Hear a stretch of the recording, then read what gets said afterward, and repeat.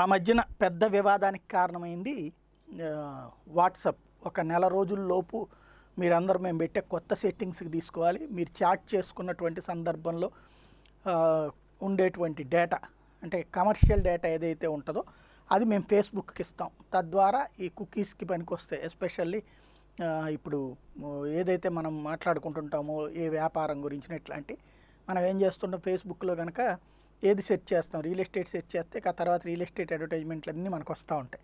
లేదు ఏ పండ్ల గురించినో సెర్చ్ చేసామంటే అట్లాంటివన్నీ మనకు వస్తూ ఉంటుంటాయి. ఈ ఆల్గారిథమ్స్ అట్లాగే సెట్ చేస్తుంటారు.